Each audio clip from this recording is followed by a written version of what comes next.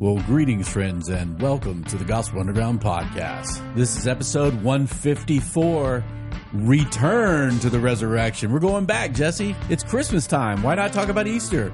We are broadcasting live. Well, live for us from our worldwide headquarters here in Blacksburg, Virginia, just next to the worldwide ice barrel of the Gospel Underground here. And Jesse, that was painful today. The water was 39 degrees, and it was 27 outside. Yeah, it was a cold morning. Did it, though. It was a cold morning. My son gave me a hard time saying on the last podcast I was flexing on my ice barrel abilities, and I really got a little nervous. I was like, "Hey, Tom," I followed up with him. He goes, "Hey, did you think I was like being arrogant, like sweating myself or something?" He goes, No. I just thought it was funny that you talked about it. No, you weren't like proud or arrogant. I was like, okay, I just don't want to be that guy. It's because he sees you shivering. Yeah. He sees you. No, he sees me doing push-ups in my trunks, looking like a machine. Yeah, see, that's the flex. That's the flex. Meanwhile, I had my thick socks and my house shoes on this morning. It was so cold. It was so cold. I didn't enjoy it today. It was pain. But no pain, no gain, as they say, or pain is just weakness leaving the body. This is nonsense we're saying here. That's a quote of Jesus, isn't it? Yeah, something like that. Maybe what doesn't kill you make you stronger. Do you remember those Most shirts? people think that's Kelly Clarkson, but that's Friedrich Nietzsche, Jesse. What doesn't kill you make a bunch of nonsense. Do you remember the Lord's Gym shirts from growing up? Gosh, no, I didn't grow up in the church, but I remember the like really churchy guys would have like the Lord's Gym t-shirts. There's a Jesus trained wrestler shirt, which is pretty cool, actually. A lot of guys will wear that. And they usually said something like his pain, your gain. Yeah, maybe. And it was like a muscular Jesus. Maybe. I remember being at a retreat one time where I looked in the bookstore and they had a She Brews shirt that looked like a Starbucks logo. I just wanted to puke. Anyway, if that's your thing. We've got great swag. Stop it.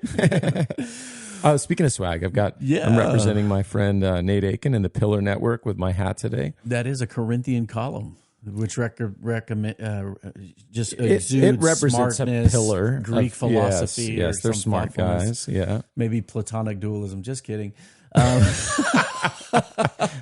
Well, Jesse, we are in our answers. Enough of that shenanigans. We are in our answers series where we began with saying there are good reasons for belief in God, both that God changes our life, our immediate religious experience, but also philosophical, theological, scientific reasons for God to be the realest real that there is. And so, and one of those that I think is great evidence for God's activity and existence is the resurrection of Jesus from the dead. And so last week in part 1 of the resurrection, we looked at a few things related to history, right? That these kind of realities in history need an explanation. In other words, Jesus died, this historical fact. He was buried. His empty tomb was discovered by a group of his women followers, right? There were eyewitnesses that claimed, at least, that they saw Jesus and experienced the risen Jesus, and their lives were changed. Both individuals and groups claimed to have seen him. The early Christian message and the earliest Christian creeds were preaching not a ethereal spiritual resurrection, but a bodily resurrection of Jesus from the dead. And then finally, the radical and very quick historical changes in the church when it was born in the world, that worship moved from the Jewish Sabbath, which was on a Saturday, to worshiping on the Lord's Day on Sunday. Why? We worship on the day of the sun. Justin Martyr said in his, I think his second apology, we worship on the day of the sun because that's the day which God created the world and also wrought Jesus resurrected from the dead. And then the changed lives of his followers who had been radical monotheists, right? Hear, O Israel, the Lord your God, the Lord is one, began to worship Jesus as the Son of God, God incarnate in the earth. Even his half-brother James, all of a sudden, he's worshiping his brother, not normal. These things are foundational to the early Christian reality and even to basic Christianity. I think you brought a book today. I did. And it's actually called Basic Christianity. And it's by John Stott. It's not, last episode, which, by the way, was a really good episode. Oh, thank you. I had fun with that one. I thought it was really good, and I'm gonna actually send it to people and go back to it, in part because I think just a really clear way of walking through what makes the resurrection plausible. And I was actually thinking, Reed, before I do a Basic Christianity promo, it's not a review-ish. It's not a review. Yeah. It's not even a review-ish. I don't know if I remember which button to use. It's not even a review-ish. It's not a review-ish. It's a recommendation. Yes. But I was thinking about how important the burial was to the early church. Yeah. We did talk about that in 1 Corinthians 15, which is probably the earliest creed recorded in the New Testament. But even also in the Apostles' Creed, right? Yeah. You've got and was buried. Yep, that's right. And descended. Descended to the dead, whatever, the grave or to hell. And just thinking about how little Hades, in terms of gospel presentations in the modern world, we don't really talk about he was buried. That's right. Like in the 4 spiritual laws, it's the burial of Jesus isn't in there, or whatever gospel presentation you're. Anyway, I wonder if it's worth recovering, as we talk about what was important to the early church. Why is it not important to us that he was actually buried? There's probably a sense where, and we don't want to get too tangential here, but there's probably a sense where burial in general has lost emphasis in the modern world, in the sense that there was actually a graduate student. I did seminary for forever and ever and ever, and I took my first class at a different school than I graduated from. But there was a graduate student who wrote his master's thesis, and it was called "Why Christians Shouldn't Make Ashes of Themselves." Obviously, a little play on words there, but he was arguing against cremation. He couldn't get anybody to publish it because let's do a study on why you should bury yourself. But burial historically was massively significant to Jewish and Christian communities, and so you're right. I think there's a de-emphasis of that today, where you put grandma in the urn, so to speak. Not that there's anything fundamentally wrong with cremation. I'm not saying there is, but there is a de-emphasis on burial, or even going to graves. Right, it's still there. You'll see, cemeteries with flowers, and people go visit a grave. We're trying to connect with the person's memory and presence. But certainly it was a big deal in the time of Jesus. Yeah. So Basic Christianity. I love this book. I have multiple copies. As a pastor, I love to have this to give to someone who's considering hold that the faith. Up just straight for us. Basic Christianity by John Stott. Yes. So it really is kind of walking through. It's like Mere Christianity, but way more accessible. Yeah. And it's connecting some really kind of straightforward evidences and connecting why did Jesus go to the cross. So there is some why behind it. Like some theological. There's some theology behind it. There's some connection into the sort of promises of God throughout time, his redemptive work throughout time. But also there's a whole section on the resurrection that actually follows a lot of what we talked about in the last episode. Awesome. He's got really interesting things like a whole sub point about why the grave clothes matter. And in particular, why the grave clothes being like the head covering separate from the linens and all sort of just there. Like there's the emphasis in the Greek on John sprinting past Peter to get to the tomb, and then being like, the clothes, they're there, but Jesus isn't. Like that's important. The way they would have prepared the body with spices and wrappings to entomb them. You just don't just do the mummy bust out kind of thing, right? Yeah. And so that there are things like that are like, that's a really interesting argument. So, and then he's got it towards the end. He talks about counting the cost and what discipleship looks like. It's a great little book. Awesome. Pick it up, guys. If you're new to the faith or been in the faith for a long time, seeing good articulations of basic Christian principles and theology and faith and practices, living, super, super helpful. So Basic Christianity by John Stott. Well, today, Jesse, we're doing part 2 on the resurrection because we looked at those historical realities last time. And obviously, we are followers of Christ, the risen Christ.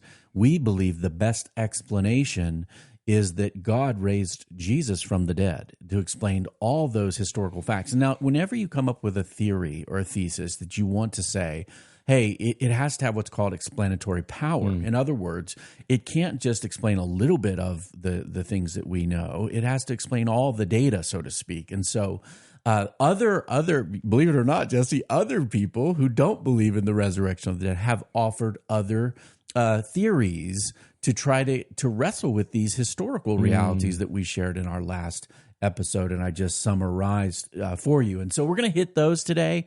And why I think they fall short. And the first one, and deal with me, guys. I like to try to be funny sometimes, maybe a little creative. So we've titled these things with some fun little titles for you. So the first explanation for these facts that other skeptical people might give, I've simply called legend and lies. legends and lies. So some skeptics will claim that Christians invented the resurrection of Jesus after his crucifixion in order to create a believable mythology and religion. Now, I think there's several problems here. First, right, the Christian teaching of the resurrection we looked at last time was really from day one, right? It was not a later embellishment. And we have good textual reasons, right, with the creedal formulations, both in 1 Corinthians 15 and in books like Colossians, to believe that the earliest Christian materials preached the resurrection and the deity of Jesus, right? All this material is within probably within a decade of Jesus' death. So that short time frame gives little time for legendary development, which we know typically takes hundreds of years, and certainly not in the world that the events happen, where it was happened. Second, nobody believed or found plausible a bodily resurrection theory in the ancient Roman Empire, right? It was not a popular idea amongst ancient people. So Greek and Greco-Roman ideas held that the soul needed to be freed completely from bodies rather than being resurrected to a new one. So anybody who studies any ancient Greco-Roman philosophy would know that they had Platonic dualism, Jesse. They actually thought that physical stuff in all its pain and problems and lusts and temptations was evil, and that the pure goodness of the person was the immaterial thing. So they're not saying, oh, yeah, let's create an attractive story for all these Greco-Roman people of a resurrected body. They'd be like, why? You finally got free from that death body. Why would you? That would not be a popular. Right. Yeah, right. Let's create a popular idea. No, not popular, right? And even within the Jews, there were the Sadducees, a pretty significant one of the ruling party. Who also did not believe in a bodily resurrection. Right. And so you've got this idea. They believed in no resurrection, right? Yeah. And so you've got this thing that like would have made sense to a very, very small mystical sect of Judaism or something. And really of the Roman Empire, right? It's like nowhere out there, nowhere in here. And then, some of the people in here. And yet, within 10 years, you've got this massive spread outside of Judaism. So neither the Greco-Roman religious world, philosophical world, nor the large parts of the Jewish world would have thought, hey, let's make a story that's good for us. Not a bodily resurrection. They would not have welcomed that at all. And additionally, we talked about last time, we won't labor this again, but the story of the women followers discovering the tomb would have been a terrible choice for legend makers. Yeah. As it would have made that legend highly unbelievable, highly implausible, not plausible. And so finally, some attempt, and this is a little complex. We won't get into it all here today. I will reference a article on the web, Jesse, for this. Some attempt to say that Christians, you see this on like YouTube atheists or TikTok atheists type people, that Christians borrowed the story of resurrected savior gods from pagan religions and were engaging in look us too, in kind of making Jesus a god. This is not historically, it's very historically doubtful. Yeah. And so like Osiris or Isis worship, these kind of Mithraism are some of the things that are mentioned. But interestingly enough, there's a professor emeritus at Miami University of Ohio named Edwin Yamuchi. Okay, he's written convincingly. He's a professor of ancient history, right? Specifically in these ancient religious kind of cults, and he's written convincingly that none of these so-called parallel stories is remotely similar, and almost all of them are dated, except for maybe ancient Egyptian stuff, to after Christianity. So these are later things. They have nothing to do with the story of Jesus. In some cases, these religions are more likely have adopted their mythology in response to Christian teaching. So here's an essay, guys, I highly recommend to you guys. Dr. Yamuchi's essay, Easter, Myth, Hallucination, or History. We'll link to that in the show notes for you. So the idea of legends or lies developing seem very, very implausible to explain the historical facts. Now, number two explanations giving. I've just called this the okey doke of the body snatcher and the lost tomb. Okay, so all right, so you got the legends and lies. Yeah. But now you got the okey doke. I got the okey doke. And for our rural listeners, If you don't know about the okie doke, it's spelled O-K-I-E-D-O-K-E. Some people would read that and say okie dokie, but no, that would just show you're very white. The okie doke. I was going with rural. Yeah, rural. The okie doke is like pulling the flim flam or the bamboozle on people. You're trying to trick folks, right? Yeah. You pull the okie doke.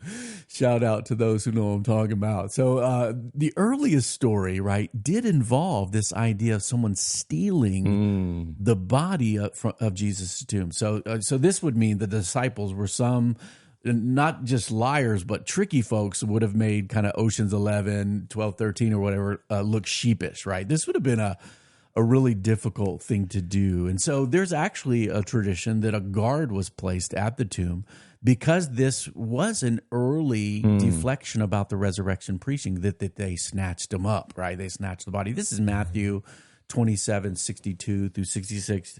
I'd be happy to read it.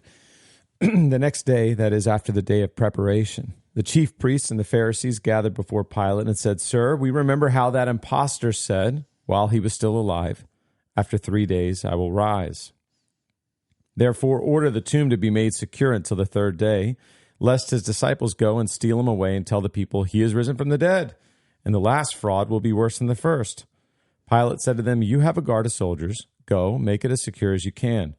So they went and made the tomb secure by sealing the stone and setting a guard.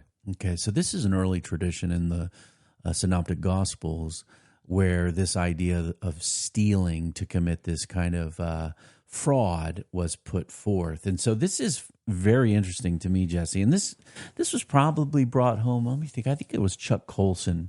Chuck Colson was a member of the Nixon administration who converted to Christianity and then founded something called Prison Fellowship, which is still active in prisons all over the world, I believe, and doing Christian ministry with prisoners in the jail, so to speak. And so Colson was part of the group that got busted, who went down related to Watergate.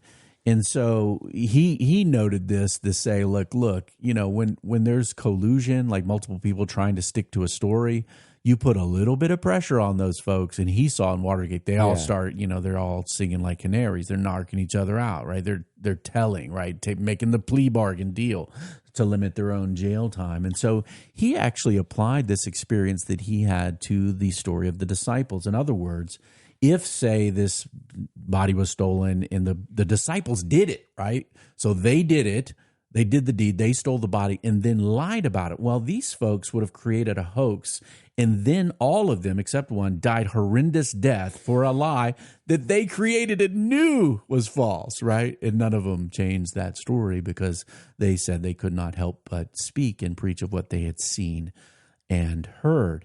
And now, look, people do die for lies. People die for religious lies. You can watch the cult documentaries on Netflix right now. All the even modern day cults, people making up nonsense, claiming to be God, and people giving up their life for it. The difference here, Jesse, is that they wouldn't be lied to by some David Koresh kind of Bob Jones figure or whatever, or Jimmy Jones or whoever. Yeah, not Bob Jones. Bob Jones, whoever. Jim Jones. Jim Jones.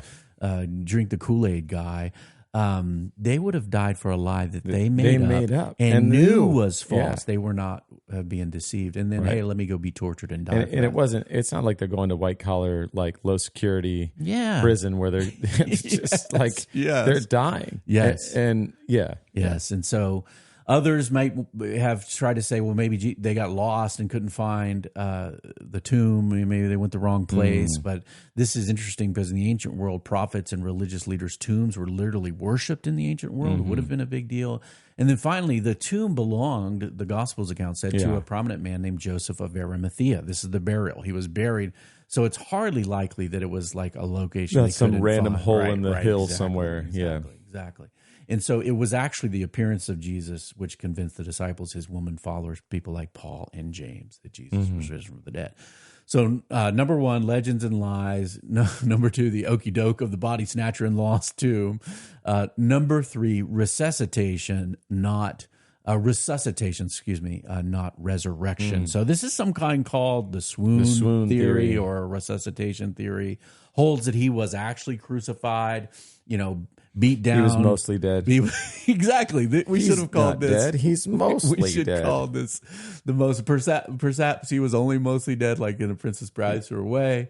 And that when he was alone in the cold, dark rock tomb, he woke up, removed his grave garments, would have been very, very difficult to do, and popped out to say, "Hey, I'm here." And he kind of punked his disciples and made them think he was risen from the dead. So 2 problems with this, right? Crucifixion, right, was preached in the early church.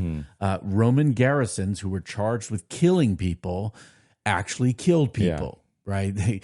It was not permitted to have them to not die, right? So Jesus would have been both scourged and crucified in a horribly painful and certainly lethal thing. No Roman soldier charged with execution didn't do their job. So further, biblical accounts hold that a spear was pushed to his side just to make sure he was dead, not mostly dead.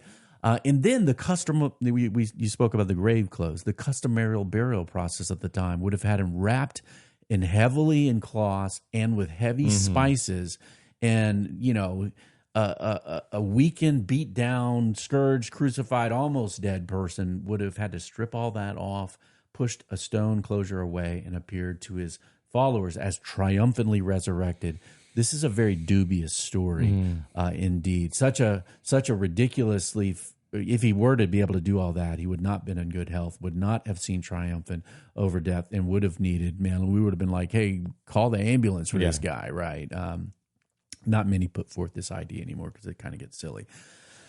Finally, I would say what I've probably seen, other than the other religions, they're making it up, legend stuff. I see this sometimes from skeptical people that maybe the people in their religious zeal and fervor, right, they got themselves whipped up into a frenzy and hallucinated, right? They claim to have seen him, but really they were just kind of in some sort of psychosis or hallucinogenic kind of experience because of their religious zeal or their religious state. And so these visions maybe were based upon wishful thinking, that kind of thing. So this has one problem, and I think people have made this over and over again. Certainly Gary Habermas has made this, but hallucinations are personal events and not something shared by multiple brains at the same time. And so the resurrection preaching involved various times and in diverse places, right? In the Creed in 1 Corinthians 15 has multiple named people and even crowds. And hallucinations are not shared amongst people. Usually those are private first-person experiences of one human brain. Further, it doesn't explain the explanatory power of this, right? It doesn't explain all the other facts, right? Yeah. The empty tomb, the changes in worship, the rise of the church quickly in the first Jewish Christians worshiping him as God. And so, nor does it take into account things like touching him, eating meals with him. Right. It essentially it would have to sort of say, well, none of that is accurate. It almost just tries to explain the appearances or the testimonies from the people who claim to have these experiences. Exactly. So bottom line for us, Jesse, is this question, well, could it happen, right? Could it happen? Is it plausible? Is it plausible? What does it have explanatory power that all of these facts could be explained by the hypothesis, which we believe to be true, that God raised Jesus from the dead? And so as many things involving faith in God, human beings at times sometimes want to believe, sometimes people don't want to believe. Like, for instance, some people, maybe they have a certain worldview, maybe like scientific naturalism, or that matter, space, time, and energy that's all there is. There's nothing but that. And if you believe that, you cannot believe that, say, a miracle happened, right? And so if you have this commitment to a certain point of view, no amount of evidence will ever persuade you of anything else. Why? Because you're like, well, I don't believe dead people rise. Yeah. And this is what philosophically people call an a priori commitment to something. Like, so if you have an a priori, which means from what is earlier, from my earlier beliefs, I have an a priori commitment to, say, naturalism, that nature is all there is and all there ever was, or as Carl Sagan said, the cosmos is all there is, all there is today, all there ever will be. If you have a commitment to that, that's your religion, right? You think that this can't happen. So no manner of discussion will convince you that a miracle ever happened, any kind, because you just can't believe that. You're actually not open-minded.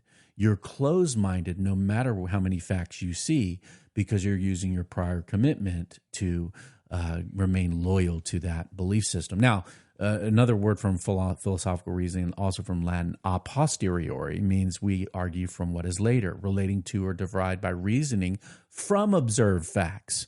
So if we observe all these facts, 5 or 6 so facts related to these circumstances around the person of Jesus of Nazareth, why can't we believe the thing that explains them all most effectively and congruent with the thesis that God raised Jesus from the dead, unless we simply will not? I cannot eat them, Sam, I am. I will not believe in the resurrection of Jesus from the dead. And Reed, you're not making the case. So let me, just for our listeners out there who are less philosophically bent, essentially we all have a priori, and Yes. we all have, we're arguing for both directions all the time. That's right. You're just, what's helpful is to recognize that, right? Yes. So that if you think, no, I just make decisions based on facts, You already have prior commitments. then you're missing the fact that you actually already have prior commitments and you're going to interpret what you see, feel, taste, touch. That's right. Based on the prior commitments. That's right. And so so it's just helpful to kind of understand that, all of this evidence is building plausibility.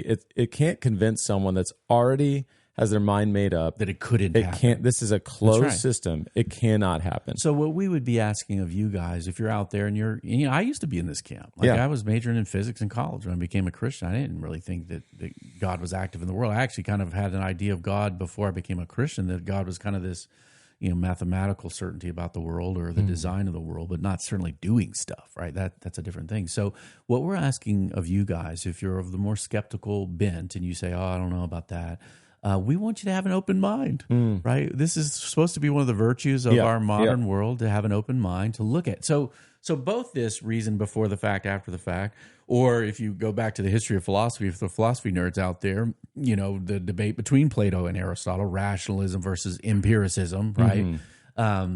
We all do this. We all have we're sitting here today, we have beliefs and experiences prior to that we interpret reality for, and then we have observations, right? Some empirical, some existential or spiritual or personal.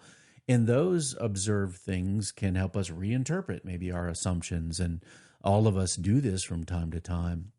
And I think in the simplest way, we start where we start. We look at things that are shared with us. Yeah. And I find that the evidence for Jesus' historical, physical, bodily resurrection to be very compelling, if we're open to it, if you're open to that being a potential explanation.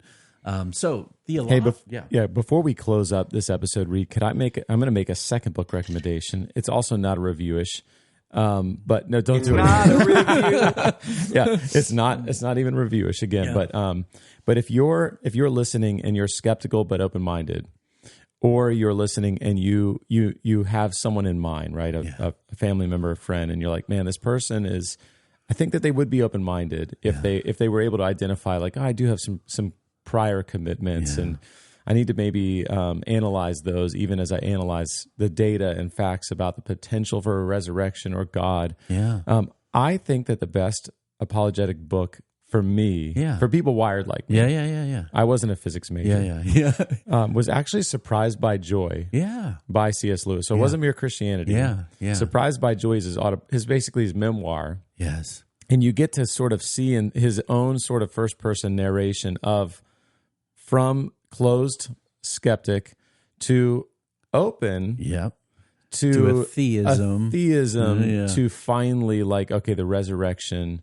I believe the resurrection. I believe in the gospel, right? And it's really helpful to expose, as you read it, you're like, oh yeah, I remember feeling that same way, or I'm right there right now. Yes. And so watching someone who's clearly brilliant, not a fool, and then hearing them kind of narrate their own journey in this, I think is really, really helpful. Yeah, fantastic recommendation.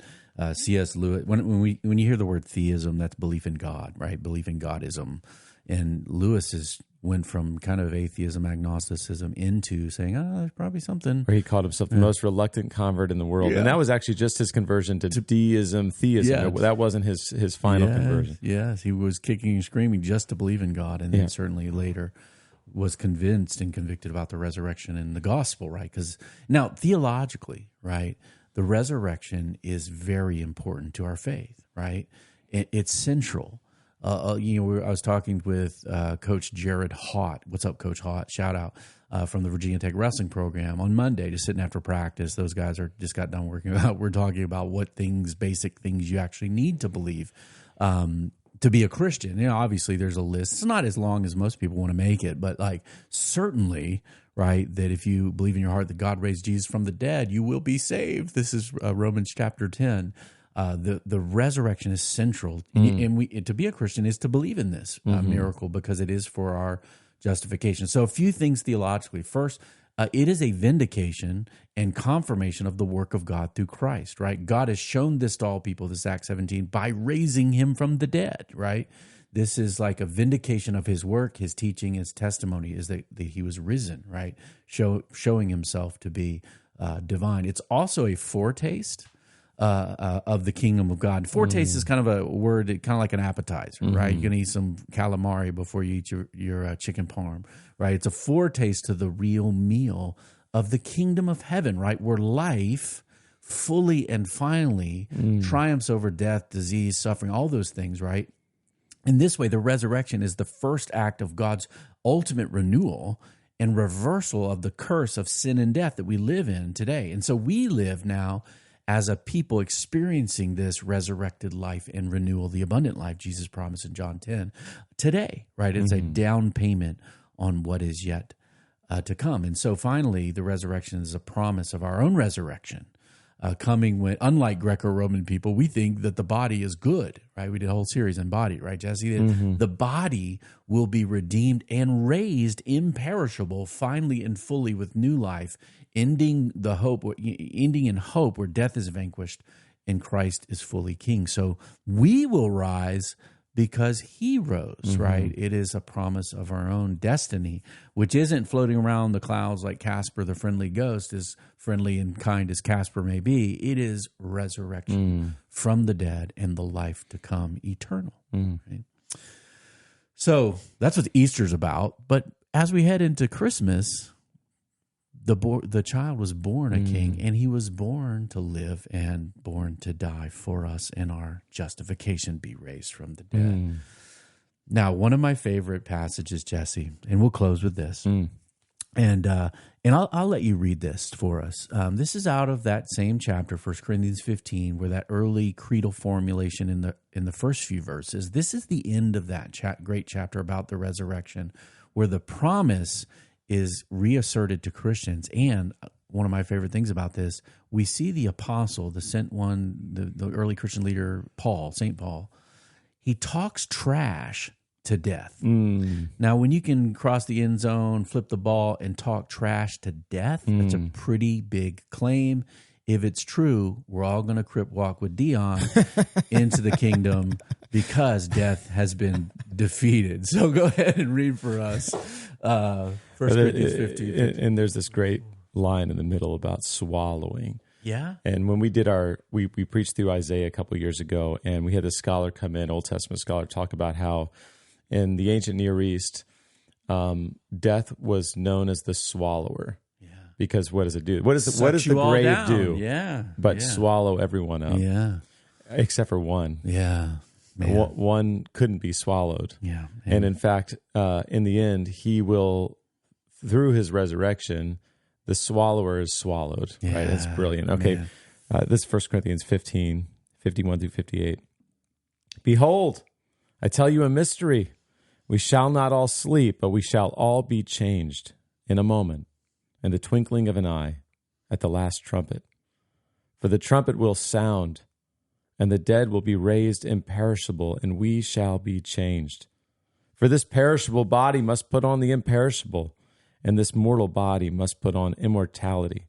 When the perishable puts on the imperishable, and the mortal puts on immortality, then shall come to pass the saying that is written, Death is swallowed up in victory. O death, where is your victory? O death, where is your sting? Where you at? The sting of death is sin, and the power of sin is the law. But thanks be to God, who gives us the victory through our Lord Jesus Christ. Therefore, my beloved brothers, be steadfast, immovable, always abounding in the work of the Lord, knowing that in the Lord your labor is not in vain. So, Jesse, with our brother Paul, we now stand, talk, death, where's your victory? Where you at? You're not there anymore, right? This is better news than Santa Claus and the Easter Bunny. Believe that, Jesse. The Gospel Underground podcast produced together.